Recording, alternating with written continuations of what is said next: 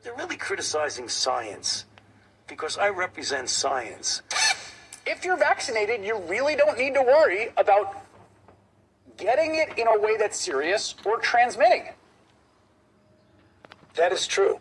That is correct, Chris. It'll either protect you completely against infection, and the chances are very likely that you'll not be able to transmit it to other people. The risk is extremely low of transmitting it to anybody else. Full stop. Vaccinated people are clearly capable of transmitting the infection.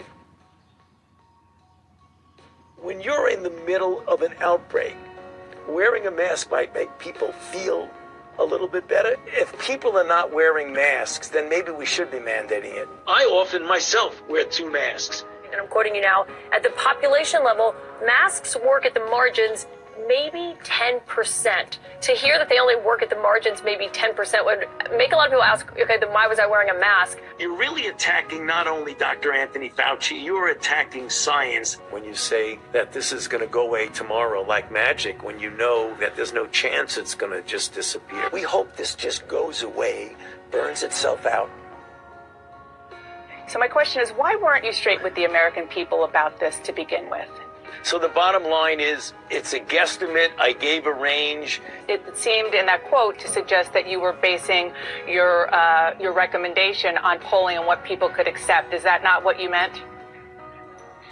No, I mean, it's a bit of that. We're seeing all of these school closures around the country. Is that the right move for children and families? Yeah, no, and I think what's going on right now is generally an appropriate approach. You want to start doing something to socially distance yourself. How dramatic that is, closing schools and doing other things, should be proportionate. It went too far, that particularly for kids who couldn't go to school except remotely, that it's forever damaged them. Well, I don't think it's forever irreparably damaged anyone. The U.S. Surgeon General has called it an urgent public health crisis, a devastating decline in the mental health of kids across the country. According to the CDC, the rates of suicide, self-harm, anxiety, and depression are up among adolescents. And the record will show, Neil, that we didn't recommend shutting everything down. First of all, I didn't recommend locking anything down. I recommended to the president that we shut the country down.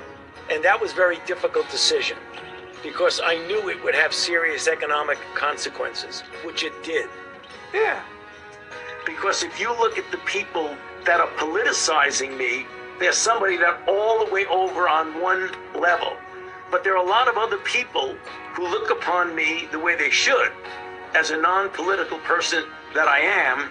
They're not doing it because they say they don't want to do it. They're Republicans. They don't like to be told what to do. And we got to break that. But now is the time to do what you're told. Where did this virus come from, do you think, today? Did it come from a lab? Was it man-made?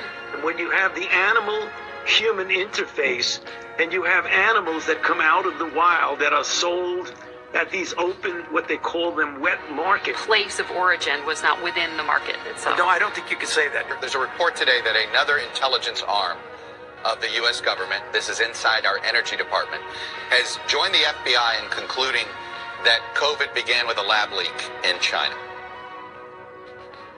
That the NIH has not ever and does not now fund gain-of-function research in the Wuhan Institute. We now know that a bat coronavirus was enhanced in a lab. The National Institutes of Health acknowledged that it funded research of a virus that was studied at the Wuhan Institute of Virology.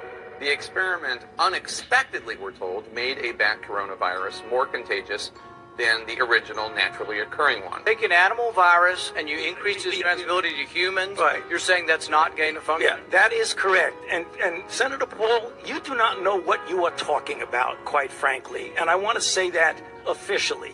You do not know what you are talking about. They took animal viruses that only occur in animals and they increased their transmissibility to humans. How you can say that is not gain of function? It is not.